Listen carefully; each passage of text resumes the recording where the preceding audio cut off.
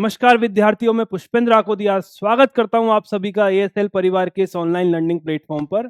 Last class में हमने discuss किया था कि अंडर रूट 2 जो है वो अपरिमेय संख्या क्यों है, अंडर रूट 3 आपकी अपरिमेय संख्या क्यों है, और एक दो प्रमेय को हमने और सिद्ध किया था। उसी कड़ी को हम आगे बढ़ाते हैं और कुछ और क्वेश्चन हम उस पर रिगार्डिंग हम सॉल्व करते हैं। ठीक है, लास्ट क्लास का अगर मैं आपको एक बार रिवाइज करूं तो हमने यह देखा था कि अंडर रूट 2 जो है आपकी एक अपरिमेय संख्या है।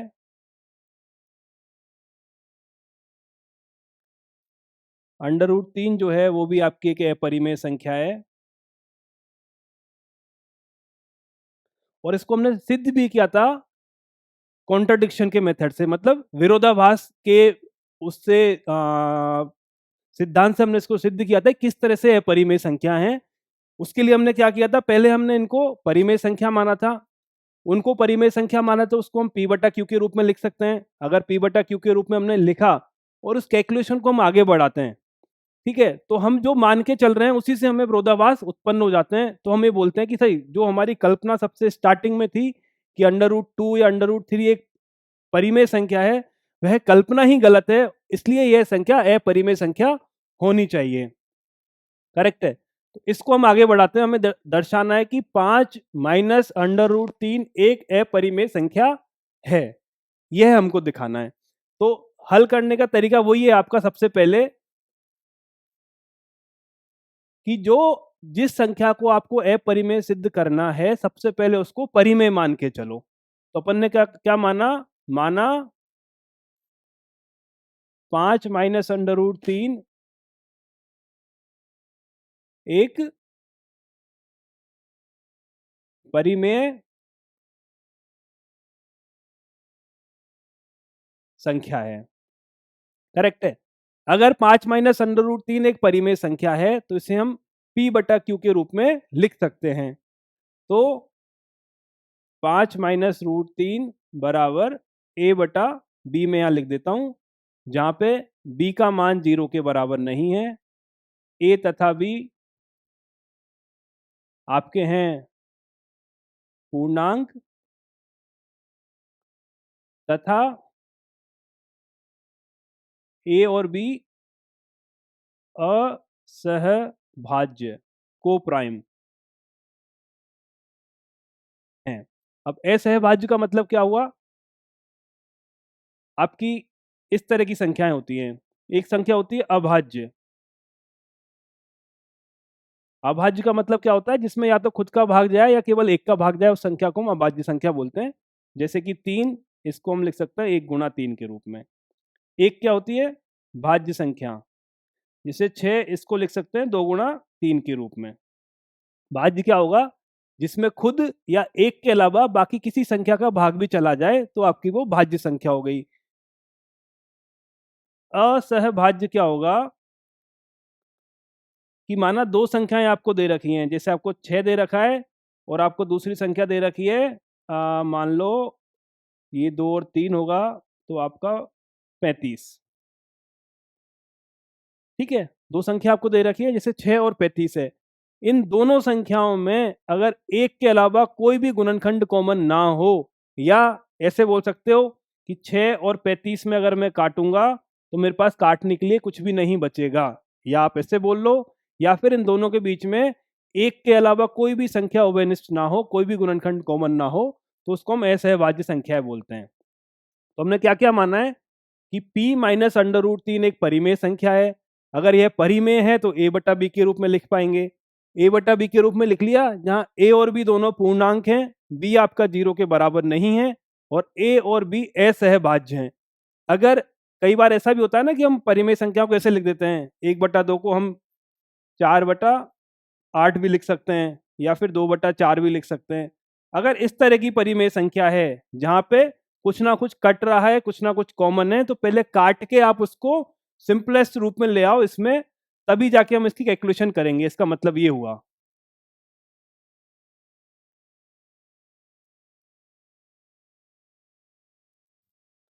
करेक्ट है। तो ये हमने मान लिया है। अब देखिए, जो अंडर रूट का वाला पोर्शन है उसको आप एक तरफ ले जाइए, बाकी संख्याओं को एक तरफ ले जाइए। सबसे पहले हमने क्या किया कि इसको मैं इधर की तरफ ले आया, तो 5 बराबर a plus b plus under root 3। ठीक है, इस -3 को मैं इधर ले गया। फिर क्या हुआ, इसको आप इधर ले आइए, ये जो आपका है इसको आप इधर की तरफ ले आइए, मतलब 5 माइनस a बटा बी इक्वल्स टू √3 आ गया। करेक्ट है, यहां तक कोई दिक्कत? अब इनको इसको देखिए, एक तो क्या है 5 है जो एक परिमेय संख्या है, दूसरा क्या है a है, a भी एक पूर्णांक है मतलब परिमेय संख्या है, और b क्या है, b भी एक पूर्णांक है मतलब परिमेय संख्या है। और हम ये जानते हैं कि जब एक परिमेय संख्या में दूसरी परिमेय संख्या का भाग अगर हम देते हैं तो हमेशा एक परिमेय संख्या प्राप्त होती है, बशर्ते कि b आपका 0 के बराबर ना हो। मतलब अगर मैं 2 में 3 का भाग दूंगा तब भी मुझे एक परिमेय संख्या ही मिलेगी। एक परिमेय संख्या में दूसरी परिमेय संख्या का भाग देने पर आपको सदैव एक परिमेय संख्या ही प्राप्त होती है। तो इसका मतलब ये हुआ कि आपका जो ये 5 माइनस ए बटा बी है, यह एक परिमेय संख्या है। ये क्या होगा, ये पोर्शन है आपका परिमेय संख्या। करेक्ट, ये वाला पोर्शन आपका परिमेय संख्या है। और ये किसके बराबर है, ये अंडर रूट 3 के बराबर है। इसका मतलब क्या हुआ, अंडर रूट 3 भी एक परिमेय संख्या है।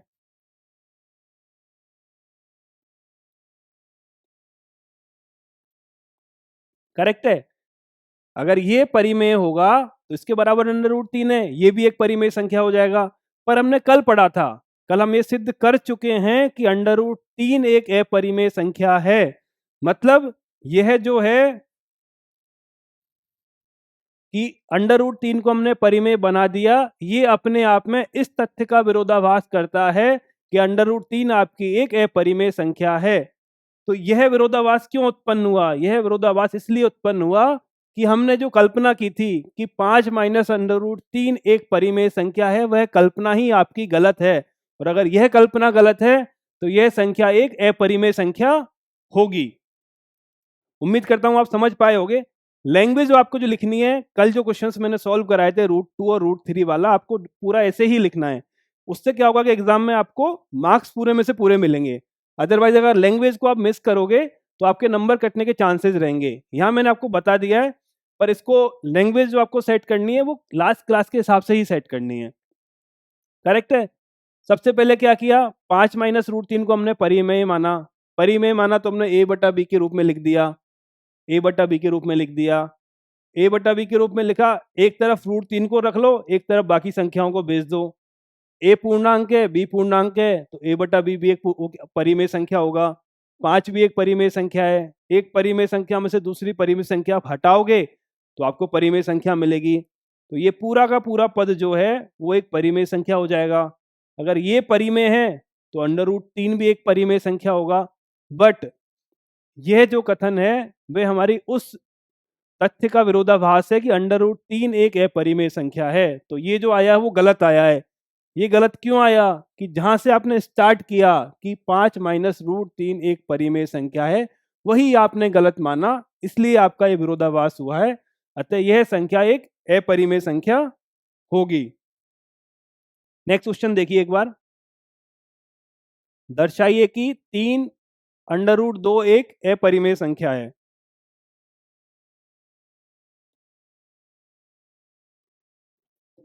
ठीक है, सेम प्रोसेस है सबका, वही हमें स्टार्ट करना है। अगर मैं इसका हल करता हूं तो माना 3√2 एक परिमेय संख्या है।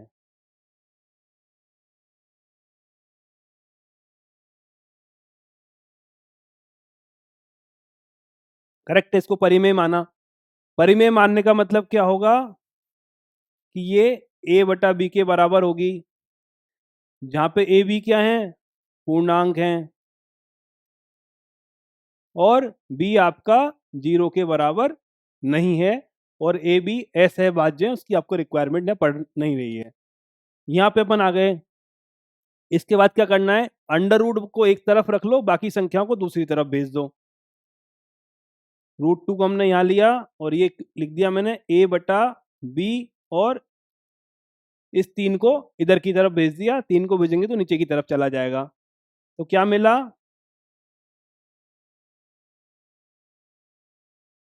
ये हमें मिल गया। अब इस नंबर को देखिए आप, a क्या है, पूर्णांक, b क्या है, पूर्णांक, और ये भी क्या है, पूर्णांक। मतलब ए भी एक परिमेय संख्या है, 3 भी एक परिमेय संख्या है, बी भी एक परिमेय संख्या है। जब एक परिमेय संख्या में हम दूसरी परिमेय संख्या का भाग देते हैं तो हम एक परिमेय संख्या ही प्राप्त होती है। शर्त सिर्फ इतनी है कि नीचे जो लिखा हुआ है वो जीरो के बराबर नहीं होना चाहिए। 3 जीरो के बराबर नहीं है और बी भी जीरो के बराबर नहीं है, इसलिए ये जीरो के बराबर नहीं होगा। इसलिए मैं यह बोल सकता हूं कि यह जो फिगर है आपका, यह जो लिखा हुआ है, यह एक परिमेय संख्या होगा।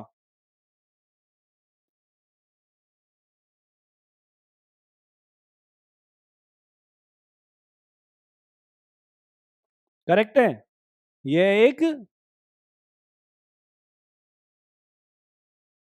परिमेय संख्या होगा। अब a बटा 3b के बराबर ही मेरा है √2। अगर यह परिमेय है तो इसको भी परिमेय होना पड़ेगा।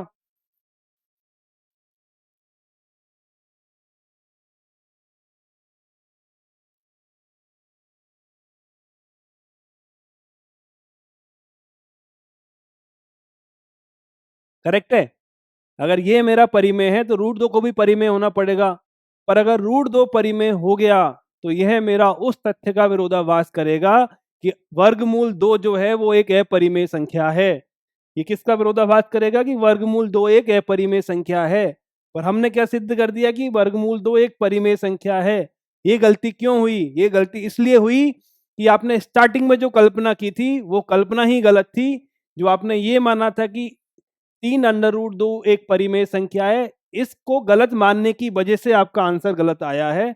इसलिए 3√2 एक परिमेय संख्या ना हो करके एक अपरिमेय संख्या होगी। ठीक है, इसलिए एक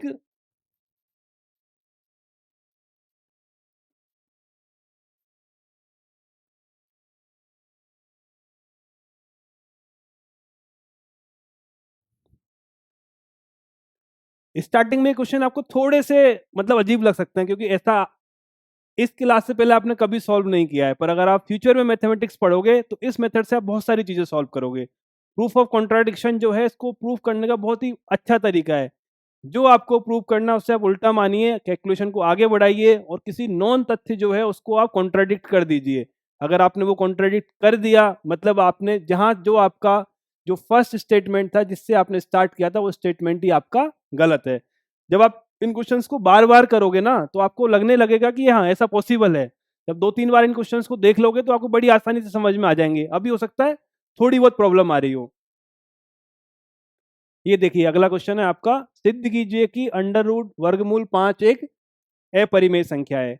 कल जो हमने किया था वर्गमूल 2 वर्गमूल 3, यह है सेम डिट्टो उसी का है। तो मैं लैंग्वेज ज्यादा लिखूंगा नहीं, लैंग्वेज आपको वहीं से पिक करनी है। मैं आपको सिर्फ इसको सॉल्व करा देता हूं। सबसे पहला काम क्या है, माना वर्गमूल 5 एक परिमेय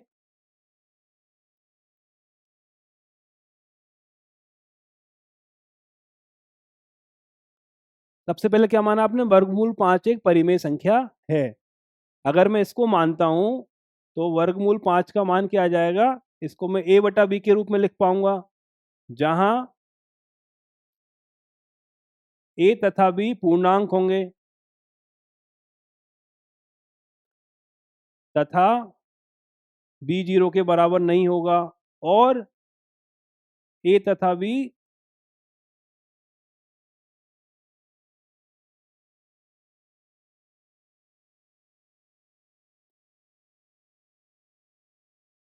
तथा ए तथा बी असहभाज्य संख्याएं। असहभाज्य संख्या क्या होती है? अभी हमने डिस्कस किया था कि ऐसी दो संख्याएं जिनके अंदर एक के अलावा कुछ भी कॉमन ना हो उनको हम असहभाज्य संख्याएं बोलते हैं।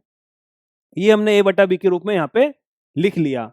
अब देखिए, क्या मैं इसको ऐसे लिख सकता हूं, इसको यूं गुणा किया, इसको यूं गुणा किया, मतलब ए बराबर √5 बी, ए बराबर वर्गमूल 5 बी आ गया आपका। इसको आप दे दो समीकरण नंबर 1। दोनों तरफ मैंने वर्ग किया तो ये ए स्क्वायर हो गया, 5 बी का भी मैंने वर्ग कर दिया। क्या किया? दोनों तरफ वर्ग करने पर तो ए स्क्वायर क्या आएगा आपका? 5 बी स्क्वायर आ जाएगा। करेक्ट है? यहां तक क्लियर है? अब आप देखिए, इसका मतलब क्या हुआ कि ए स्क्वायर बटे 5 बराबर बी स्क्वायर हो गया। ठीक है? अब यहाँ पे देखिए, बी आपका एक पूर्णांक था तो बी स्क्वायर भी एक पूर्णांक होगा। मतलब ए स्क्वायर में 5 का भाग देने पर हमको एक पूर्णांक मिल रहा है, एक पूर्ण संख्या मिल रही है। इसका मतलब क्या हुआ कि ए स्क्वायर के अंदर 5 का भाग जाता है, मतलब 5 ए स्क्वायर को विभाजित करता है।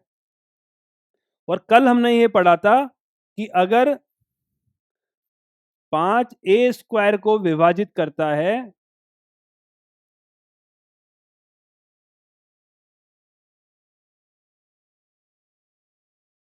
तो 5 ए को भी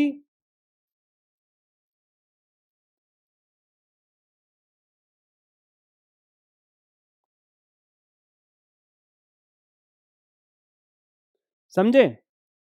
कल हमने ये देखा था कि एक संख्या अगर किसी संख्या के वर्ग को विभाजित करती है तो वह उस संख्या को भी विभाजित करेगी। अगर आपका 5 जो है वो ए स्क्वायर को विभाजित कर रहा है तो 5 ए को भी विभाजित करेगा। यहां तक अपन आ गए।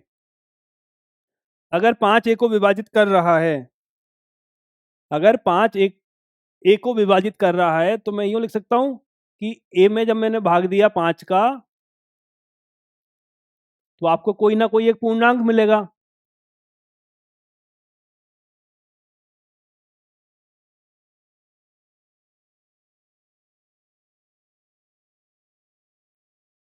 करेक्ट है? अगर मैंने ए में 5 का भाग दिया तो आपको कोई ना कोई पूर्णांक मिलेगा। क्यों? क्योंकि जो आपका 5 है वो ए को विभाजित कर रहा है। इसको मैं ऐसे भी लिख सकता हूं, 5 ए बराबर 5 सी। अब इस मान को हम रखते हैं आपका समीकरण नंबर 1 में, समीकरण नंबर 2 में रख लीजिए। इसको आप समीकरण नंबर 2 दे दो। क्या है? ए स्क्वायर बराबर 5 बी स्क्वायर। ये आपका ए स्क्वायर बराबर 5 बी स्क्वायर। ठीक है? ए का मान हम उस समीकरण में अगर रखेंगे तो 5 सी का होल स्क्वायर जो होगा वो 5 बी स्क्वायर के बराबर हो जाएगा। इसका मतलब क्या हुआ? इसका मतलब 25 सी स्क्वायर बराबर 5 बी स्क्वायर। 5 से 5 को काट दिया तो ये क्या हुआ? 5 सी स्क्वायर बराबर बी स्क्वायर। मतलब सी स्क्वायर बराबर बी स्क्वायर बटे 5। करेक्ट? क्या मिला? सी स्क्वायर बराबर बी स्क्वायर बटे 5। इसका मतलब क्या हुआ कि बी स्क्वायर में 5 का भाग देने पर एक पूर्णांक मिलता है। मतलब बी स्क्वायर में अगर मैं 5 का भाग दे रहा हूं तो मुझे एक पूर्णांक मिल रहा है। इसका मतलब ये हुआ कि बी स्क्वायर में 5 का भाग जाता है, और अगर बी स्क्वायर में 5 का भाग जाएगा तो 5 का भाग बी के अंदर भी जाएगा। ठीक है? अगर 5 बी स्क्वायर को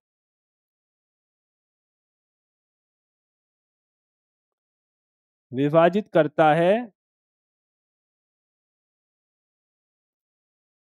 तो 5 बी को भी विभाजित करेगा। करेक्ट है? अगर ऐसा है कि 5 बी को विभाजित कर रहा है तो बी में अगर जब मैं 5 का भाग दूंगा तो मुझे कोई ना कोई पूर्णांक b मिलेगा। और देखिए आप, और क्या हो गया, हम क्या लेके चले थे कि a और b जो है आपका असहभाज्य संख्या है, और हमने क्या लेके चले थे कि a और b दोनों असहभाज्य संख्या है, मतलब a और b के बीच में एक के अलावा किसी और संख्या का भाग नहीं जाएगा। यहाँ हमें क्या मिला कि 5 a को विभाजित कर रहा है, मतलब a के अंदर 5 का भाग जा रहा है। और यहाँ हमें क्या मिला कि 5 बी को भी विभाजित कर रहा है, मतलब 5 का भाग बी के अंदर भी जा रहा है। अब 5 का भाग ए के अंदर भी जा रहा है, 5 का भाग बी के अंदर भी जा रहा है, तो ये बात तो आप मान सकते हो ना कि 5 जो है ए और बी का एक उभयनिष्ठ गुणनखंड है, या 5 एक ऐसी संख्या है जो ए और बी दोनों को विभाजित कर रही है। पर स्टार्टिंग हमने कहां से किया था कि ए और बी दोनों असहभाज्य संख्याएं हैं। अगर ए और बी दोनों असहभाज्य हैं तो क्या ऐसा पॉसिबल है कि हमको एक संख्या 5 ऐसी मिल जाए जिसका भाग ए में भी जाता हो और जिसका भाग बी में भी जाता हो? ऐसा नहीं हो सकता। ये अपने आप में एक विरोधाभास है कि अगर ए और बी असहभाज्य हैं तो आपको ऐसी संख्या एक 5 मिल जाए जिसका भाग ए में भी जाता है और जिसका भाग बी में भी जाता है। तो यह है इस कथन का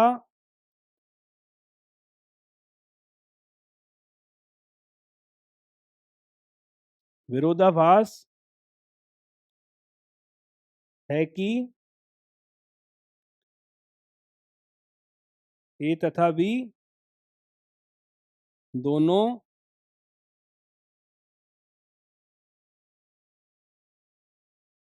असहभाज्य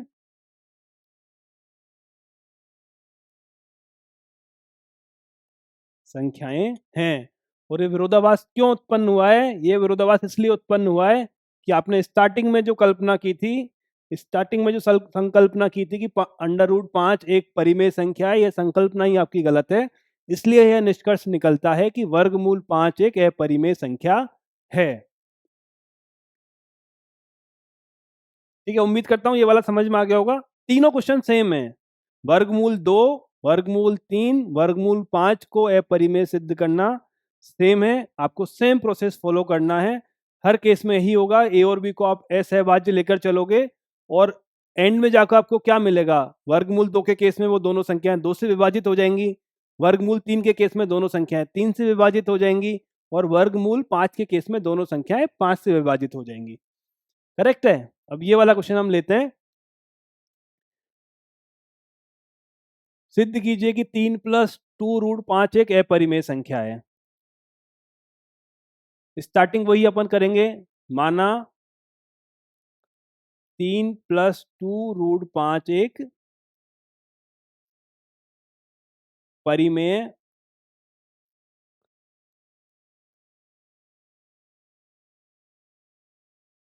करेक्ट है। हमने माना कि 3 प्लस 2√5 एक परिमेय संख्या है।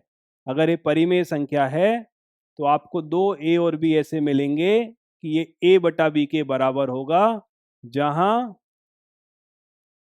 ए तथा बी पूर्णांक है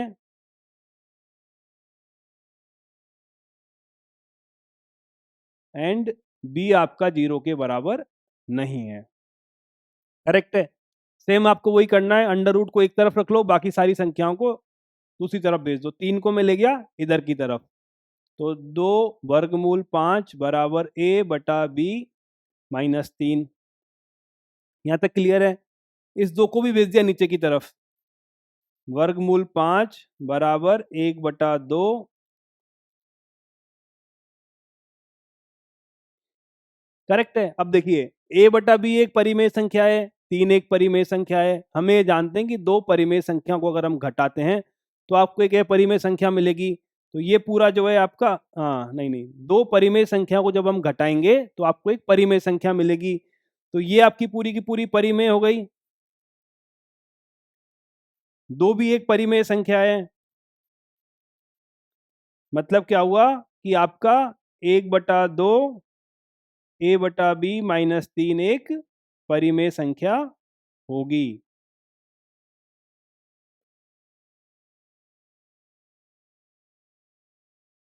क्यों होगी? ए बटा बी एक परिमेय है, 3 भी एक परिमेय है, परिमेय से परिमेय को घटाया तो परिमेय मिलेगा। परिमेय संख्या में 2 का भाग दिया तो भी आपको परिमेय संख्या मिलेगा। अगर ये वाला मेरा परिमेय संख्या है, इसका मतलब क्या हुआ, वर्गमूल 5 भी एक परिमेय संख्या है।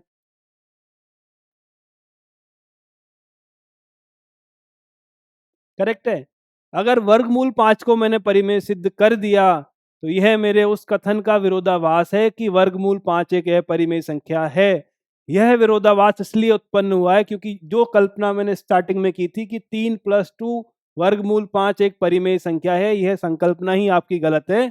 इसलिए 3 + 2 वर्गमूल 5 एक अपरिमेय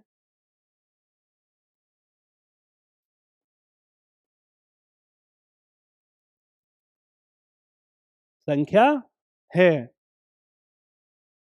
एक दो क्वेश्चन हम उसके और लेते हैं। देखिए आपका इसका पहला है आपका 1 + वर्गमूल 2 को हमको अपरिमेय सिद्ध करना है। अपरिमेय सिद्ध करना है तो पहला स्टेप आपका क्या होगा कि इसको आप परिमेय मान लो।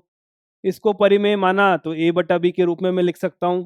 कोई दिक्कत a/b में लिखने में, जहां पे a और b पूर्णांक हैं और b आपका 0 के बराबर नहीं है। अगर मैंने ऐसा लिख दिया तो मैं क्या इसको ऐसा लिख सकता हूं,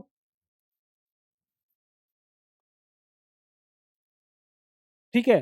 क्या किया है मैंने, दोनों को उल्टा कर दिया। एक 1/वर्गमूल 2 को वर्गमूल को ऊपर ले गया, एक को नीचे ले आया, इसको ऊपर ले गया, इसको नीचे ले आया, दोनों को आपस में उल्टा कर दिया है। तो इसका मतलब क्या होगा कि ये जो है आपका, ये एक परिमेय संख्या होगी।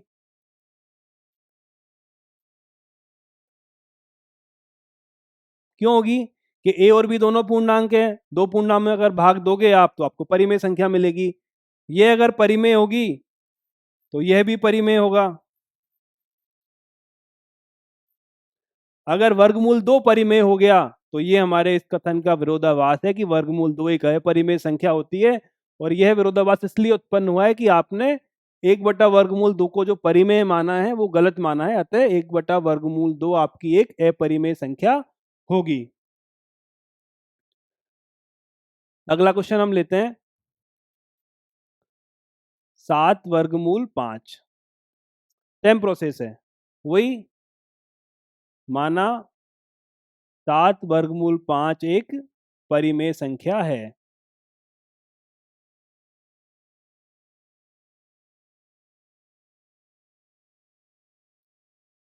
ठीक है, अगर परिमेय है तो इसको 1/2 के रूप में अपन लिख पाएंगे।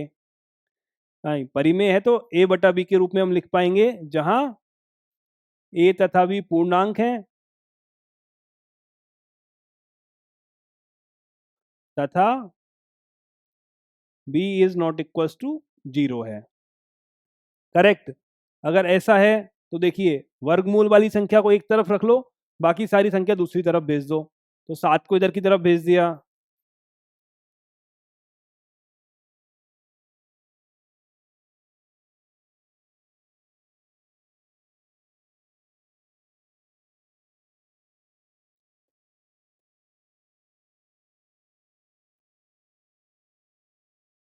ये आपकी एक परिमेय संख्या होगी।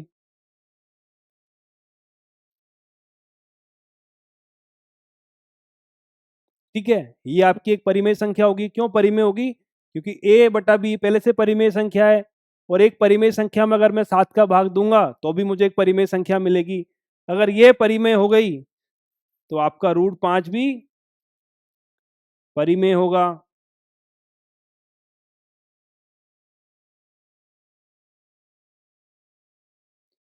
जो मेरे उस कथन का विरोधाभास है कि वर्गमूल 5 एक अपरिमेय संख्या होती है। यह विरोधाभास इसलिए उत्पन्न हुआ है कि जो संकल्पना आपने स्टार्टिंग में की थी कि 7/5 एक परिमेय संख्या है, वो संकल्पना आपकी गलत है। अतः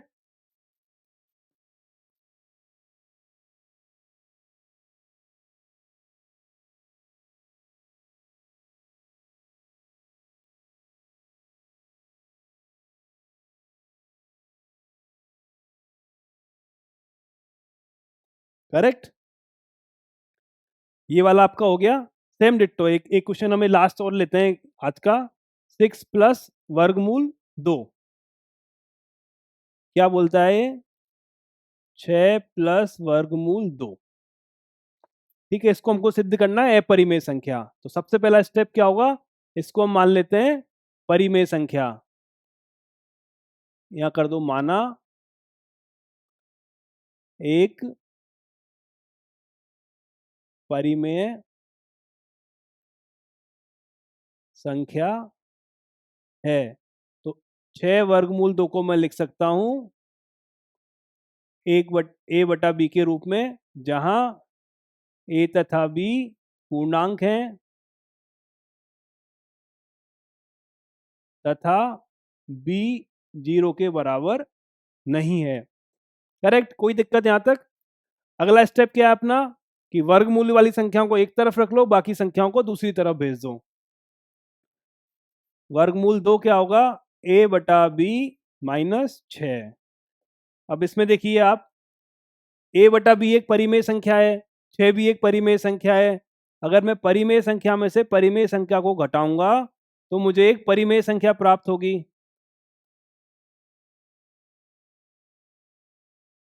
ठीक है, अगर ये संख्या परिमेय है, इसका मतलब क्या हुआ?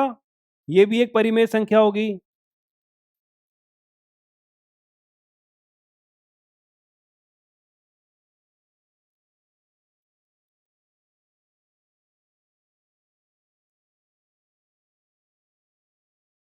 अंडर रूट 2 भी एक परिमेय संख्या होगी।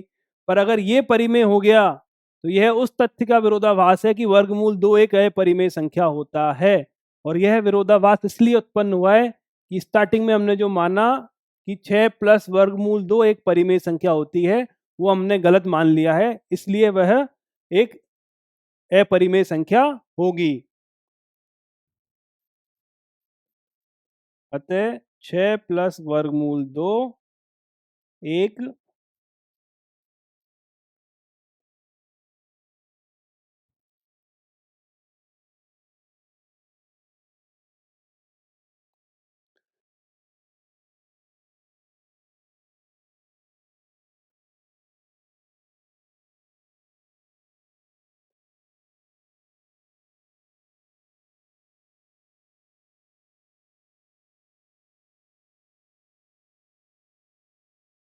करेक्ट है, एक अपरिमेय संख्या होगी।